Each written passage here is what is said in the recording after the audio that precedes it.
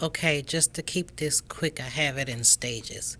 So here is the image I found online. I just did the hexagonal, I forgot what it's called.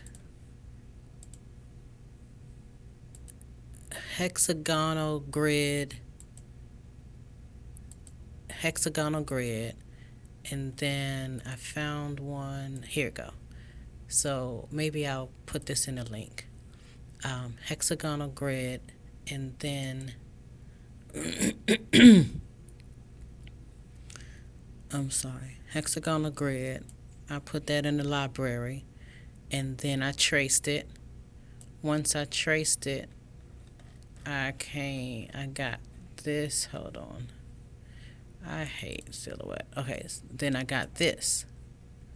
So I traced it and got this. All right. So now that I had that, what I did was I created a box, put that on the bottom layer, arrange center back. Oh, gracious, I'm always doing that. Dag, select it first, Taninia. Send it to the back. Let me delete that. And then I want to select both of them and say object, modify, subtract all. And what this does is it subtracts that line. So once you have the line subtracted, then you have this fill here. So now what we can do is say object,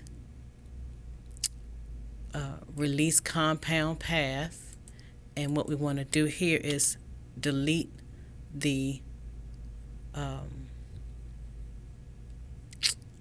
the outlines.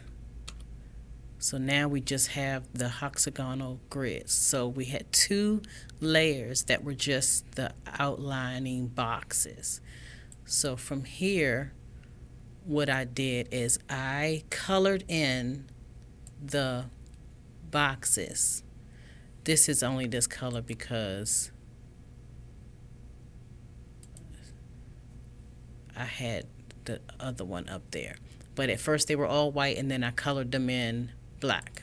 So they're all white, and I colored the every other one. These are, you want to do every other row alternating. So you would select this one, select this one. If you want, you can just do this. Select that straight there, and then every other one alternating. So your next one would be this. So make sure that you only have one row selected, but this one is not cooperating. Oh shoot. Okay, just while this is cooperating, then select that. So that's how I colored them, just to give me a visual. So once I had that colored to give me a visual, then what I took was my grid again.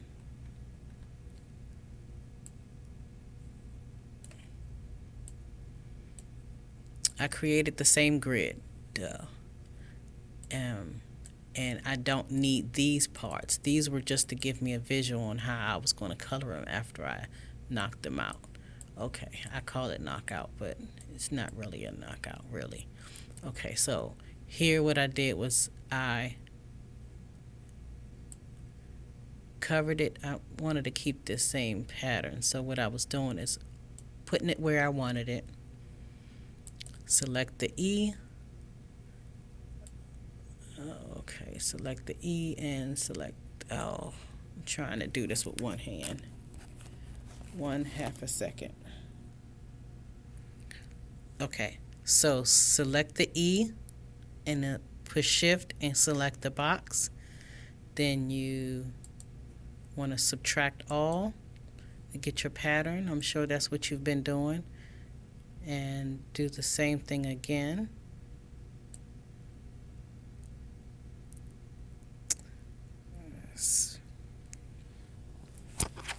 There we go.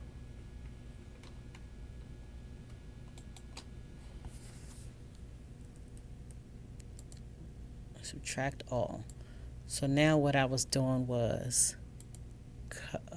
object, ungroup, so that you can color your designs.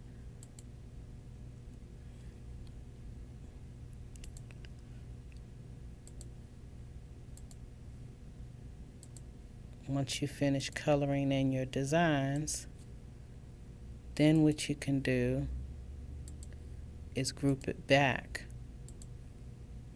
So I'm going to finish coloring in the designs, and I'm pretty used to the pattern now, but that's why I took this and colored it the way I did, so that it can be on the screen and I can look at it if you're not familiar with how the soccer pattern goes.